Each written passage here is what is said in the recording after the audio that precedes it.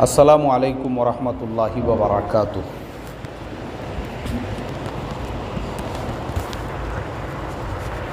नहमदुहु व नुसल्ली अला रसूलिहिल करीम, अम्मा बाद।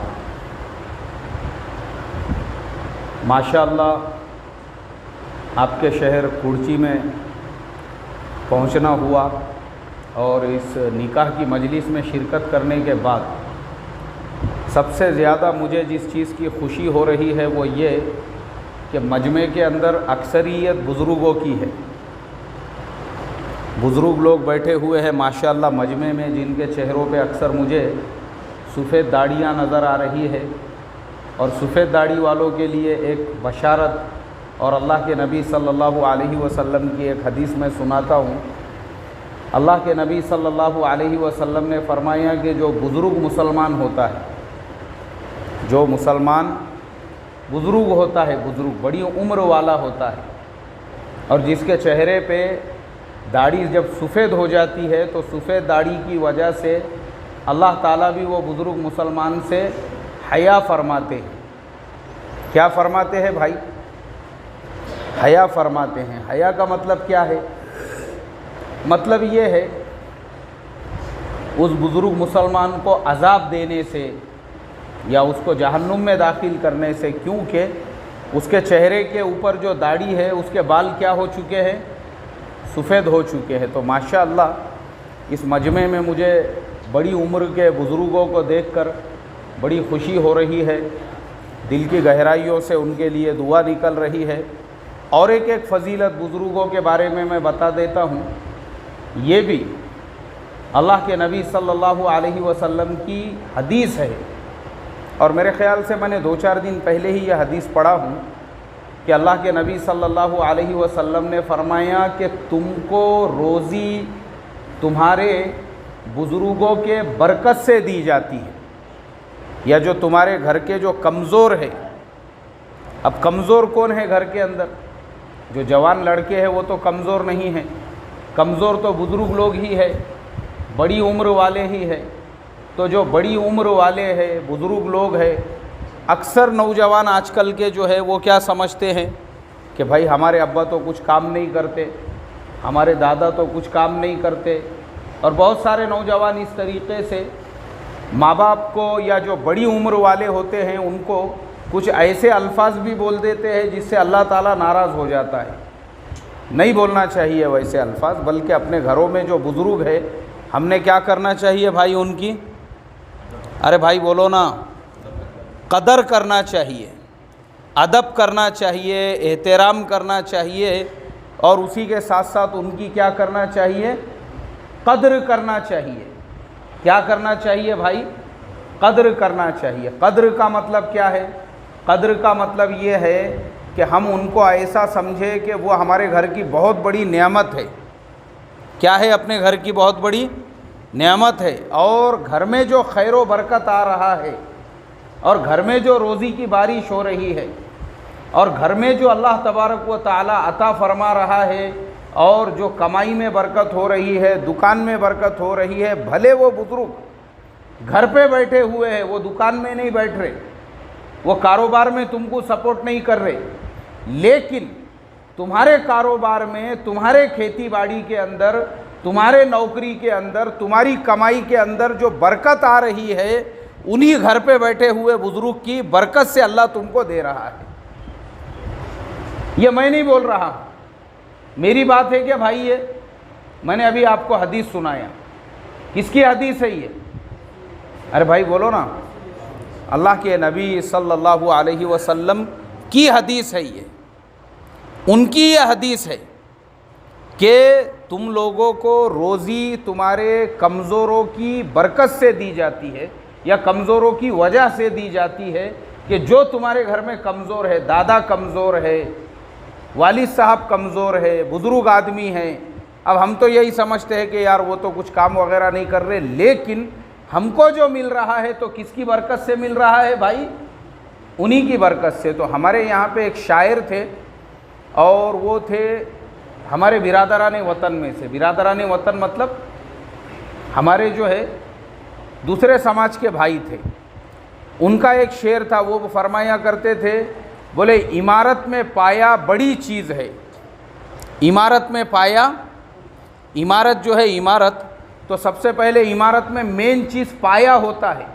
अगर पाया इमारत का मजबूत होगा तो वो दुबई के अंदर उन्होंने 150 मंजिले की इमारत खड़ी कर दी है। उन्होंने देखे होंगे ना आप लोगों ने, दुबई में उन्होंने 150 मंजिले की इमारत वहाँ पे जो खड़ी कर दी है, वो किसकी बुनियाद पे खड़े की है? किसकी बुनियाद पे?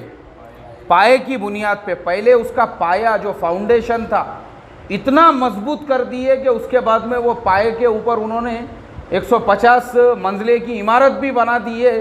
तो वो इमारत पूरी का पूरी खड़ी हुई है किसके बलबूते पे? पाए के बलबूते पे। लेकिन वहीं पे आप लोगों ने ऐसा भी देखे होंगे कि 2 मंजिला 3 मंजिले की इमारत नहीं है, बल्कि सिंगल घर है, और वो घर के दीवार में भी कभी कभी ऐसे चीर पड़ जाते हैं। देखे कि नहीं देखे भाई? क्यों पड़ते? क्योंकि उसका पाया जो है क्या नहीं रहता? मजबूत नहीं रहता। तो एक पाया मजबूत नहीं है तो सिंगल घर भी जो है उसकी भी दीवारें टूट रही है, और पाया मजबूत है तो 150 फ्लोर की बिल्डिंग भी बनाना आसान है। तो वो शायर बोलते थे कि इमारत में पाया बड़ी चीज़ है, और बुजुर्गों का साया ये भी बड़ी चीज़ है। किसका साया भाई? बुजुर्गों का साया। बुजुर्ग मतलब हमारे घर के बुजुर्ग, हमारे दादा, हमारे वालिद साहब, घर के अंदर जो भी बुजुर्ग होंगे, दादा दादी बुजुर्ग, घर के अंदर वालिद साहब वगैरह जो भी बड़ी उम्र वाले हैं, तो उनका साया ये भी कैसी चीज़ है? कैसी चीज़ है? ये बड़ी चीज़ है। इसलिए कि जब तक वालिद साहब का साया होता है और वालिद साहब साथ में होते हैं, तो वालिद साहब की बरकत से और उनके साये की बरकत से जो नौजवान होते हैं या जो औलादें होती है, उनको हालात का एहसास भी नहीं होता है। अल्लाह ताला उनकी बरकत से आने वाले हालात को क्या कर देते हैं भाई?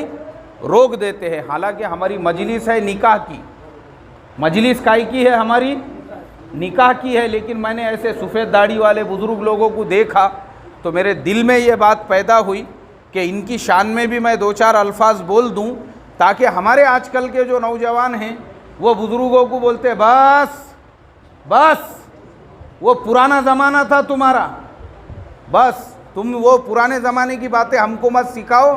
डिजिटल ज़माना है आज का, आज के हम कंप्यूटर के ज़माने के लोग हैं, हम लोग आईफोन एंड्रॉयड इस्तेमाल करने वाले हैं, बस बस सिखाओ मत हमारे को। तुम्हारे से ज़्यादा हमको समझता, तुम्हारे से ज़्यादा हमने इल्म हासिल कर ली है, तुम्हारे से ज़्यादा हमने डिग्रियां ले ली है, तुम्हारे से बड़ी पोस्ट के ऊपर हैं हम, बस बस। ये ऐसा आजकल के नौजवान किसको बोलते हैं भाई? अरे भाई बोलो ना, बुज़ुर्गों को बोलते हैं। उनको कदर नहीं रहती बुज़ुर्गों की। तो इसके वास्ते मैंने देखा कि ये ऐसे बुज़ुर्ग लोग, अरे ये ऐसे बुज़ुर्ग लोग, सुभान अल्लाह, इनके चेहरों को देखे नूर टपक रहा इनके चेहरों से, जिनसे अल्लाह हया फरमाते हैं। अल्लाह, मैंने पहले ही वो हदीस सुनाया जब कम लोग थे, वापस से सुनाता हूँ। क्या ऐसे बुज़ुर्ग लोग जिनकी दाढ़ी के बाल क्या हो गए हैं? सफ़ेद हो गए हैं, उनसे कौन हया फरमाते हैं? अल्लाह भी हया फरमाते हैं। और हमारे आजकल के नौजवान 2-4 डिग्रियाँ ज़्यादा लेके बोलते बस मशवरा दो मत, सिखाओ मत, समझाओ मत, तुम्हारे से ज़्यादा किसको समझता? हमको समझता, ऐसा समझते वो। लेकिन उनको कब समझता? जब वो ऐसे बुज़ुर्गों का नहीं सुन के अपनी मर्ज़ी की ज़िंदगी गुजारते और ठोकर लग जाती और घुटना फूट जाता, फिर उनको समझ में आता। किसका समझ में आता फिर? कि बुज़ुर्ग जो बोल रहे थे उनकी बात सही थी।